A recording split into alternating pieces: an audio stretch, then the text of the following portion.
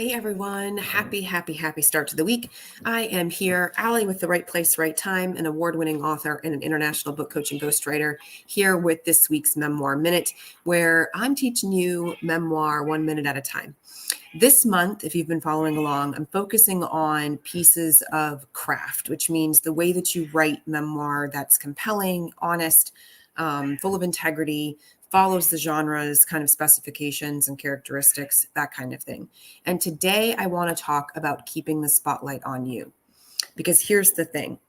None of our stories are wholly and solely in isolation, right? Our experiences crisscross and integrate and cross paths with a number of other people.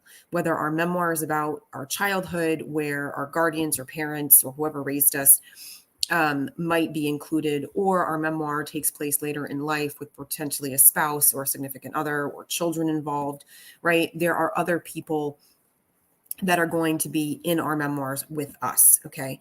Even if ours is about an isolated journey, let's say, a hike through the long trail, days and days and miles of being in solitude in the woods, likely somewhere along the way, right? We're going to either come across somebody else on the path or at a stop or while we rest, or whatever the reason is that we're even on that hike and we're maybe reflecting back on memories or experiences that led up to us getting on the trail. Those memories and experiences and flashbacks probably have something to do with other people that were in our lives that were critical to our experiences and to shaping who we are and maybe the reasons why we got on the trail, right?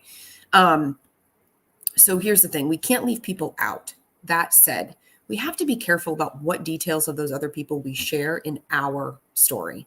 Because at the end of the day, our journey is about our journey. It's not necessarily about how we perceive somebody else's journey or how we perceive somebody else's life.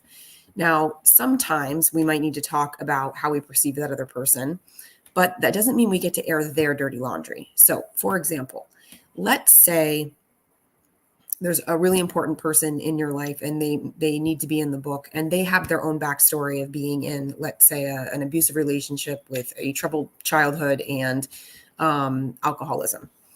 If those three things that you know about them have nothing to do with your journey or the story you're writing about your experiences, then you need to be careful about how much of that other person's life you're sharing in your memoir, because their details and their experiences may not have anything to do with what you're trying to say about your journey and your experiences. So we don't want you to write a book where nobody else appears. That's not realistic either. But we also want to be very careful about what we're choosing of the other people who grace the pages of our story, what we're choosing to share about them. We all get to tell our own story, but we cross a line if we start to tell somebody else's, making assumptions, making judgments, making perceived realities of truth, right, about what they might have gone through. We can't, in memoir, talk from anybody's lens but our own.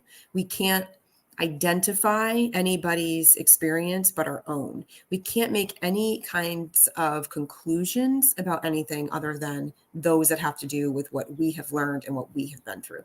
So I want you to keep that in mind as you draft your memoir. It's okay during those first initial drafts that nobody else is looking at to just like let stuff fly, put it all in there, say whatever it is that you feel like you need to say, and then go back and figure out whether or not those details that you've included are actually relevant. But I want you to be keeping that in mind as you go.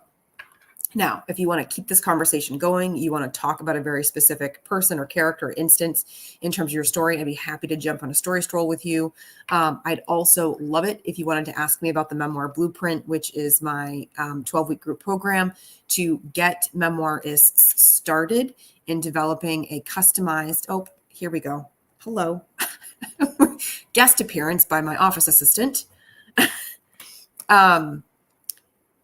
12-week group program that has to do with setting up a strong foundation for your memoir, which basically entails you creating a very detailed outline of your book, including who it's for, what it's about, how it's going to be told, mapping out the outline itself, understanding your ideal reader, how you want to publish, and creating a timeline. It's a robust way to begin in developing the book that will light up your world and ours. So if you would like to have a conversation about that, the Story Stroll is also a perfect time and opportunity to talk about that program. And of course, I'll be back again next week with another Memoir Minute. See you next time.